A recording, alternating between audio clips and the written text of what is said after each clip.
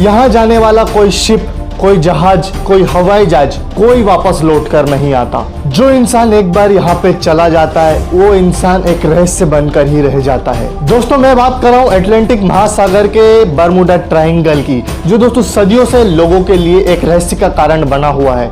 इस Bermuda triangle के अंदर अगर कोई जहाज, कोई शिप या कोई इंसान मतलब शिप के माध्यम से चला जाए तो दोस्तों वो वापस कभी लौट कर नहीं आता। वो कहाँ चला जाता है किसी को पता नहीं होता।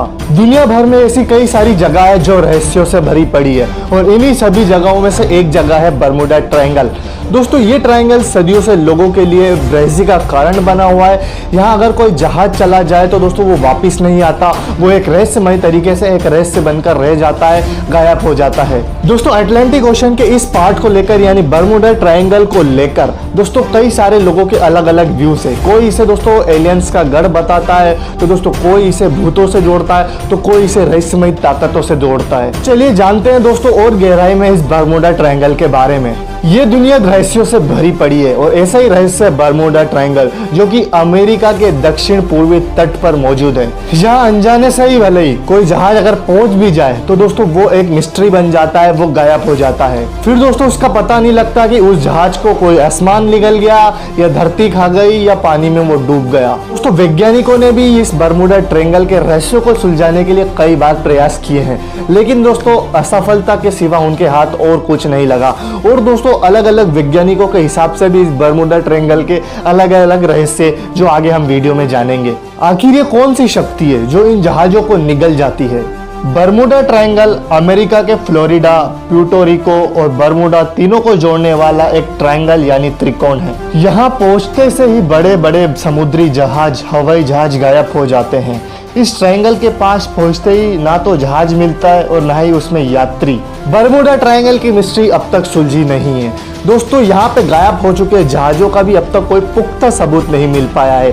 दोस्तों कहा जाता है इस रहस्यों से भरे हुए बरमूडा ट्रायंगल में 2000 से ज्यादा जहाज डूब चुके हैं, गायब हो चुके हैं और 75 से ज्यादा एयरप्लेन्स क्रैश हो चुके हैं, उनका कोई अता पता ही नहीं है। मैरी सेलेस्टी नाम का एक व्यापारिक जहाज बरमूडा ट्रायंगल के इस रहस्य में गायब हो चुका था, लेकिन दोस्तों एक दिन अचानक से 4 दिसंबर 1872 में ये मैरी सेलेस्टी जहाज एकदम से अटलांटिक महासागर में लोगों को दिखा। दोस्तों इस जहाज पर ना तो कोई यात्री था ना कोई कर्मचारी, ये जहाज एकदम सुनसान समुद्र के बीचों बीच था। दोस्तों जो लोगों ने मैरी सेलेस्टी जहाज को देखा था उन्होंने पहले ये सोचा कि इस जहाज को डाकुओं ने लूट लिया होगा और जितने भी यात्री और कर्मचारी होंगे उन सबको मार के समुद्र में फेंक दिया होगा।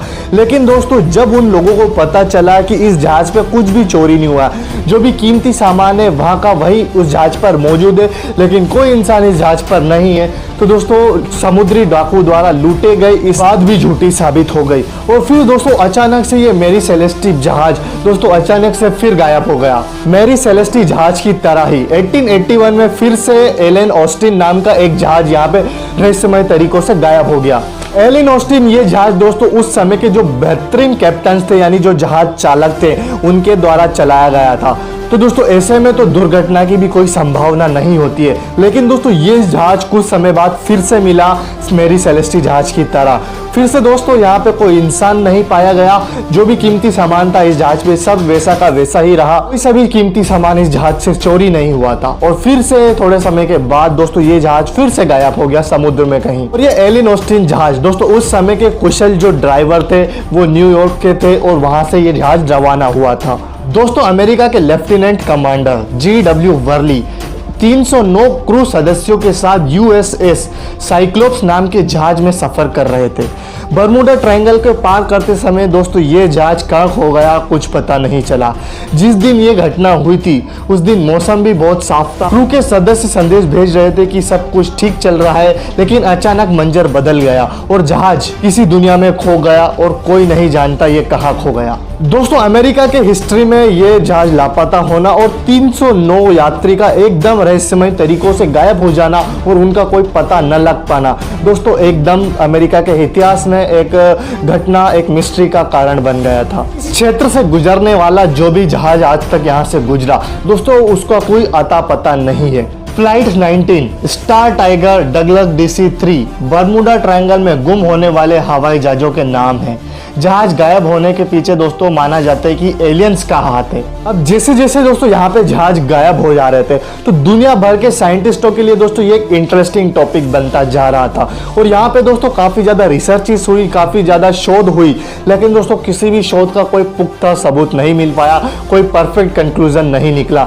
दोस्तों शुरुआती रिसर्च कहती है कि दोस्तों बर्मुडा ट्रायंगल में एक विशेष तरह का कोहरा छाया रहता है जो आगे चलने वाली कोई चीज दिखती नहीं है दोस्तों, जिसके चलते दोस्तों इस कोहरे में कोई भी जहाज निकलता है तो वो कहीं भटक जाता है। और कुछ रिसर्चर्स, कुछ साइंटिस्ट ये मानते हैं कि इस एरिया में यानी बर्मुडा ट्रायंगल वाले एरिया में मीथेन का काफी ज्यादा भंडार है, काफी ज्यादा मात्रा में मीथेन यहाँ पे प्रेजेंट है और पानी में भी काफी ज्यादा मीथेन मौजूद है। ऐसे में दोस्तों पानी की डेंसिटी काफी ज्यादा कम हो जाती है जहाज के मुकाबले और जिसके चलते जहाज धीरे धीरे पानी में समाने लगता है और पानी में ही डूब जाता है।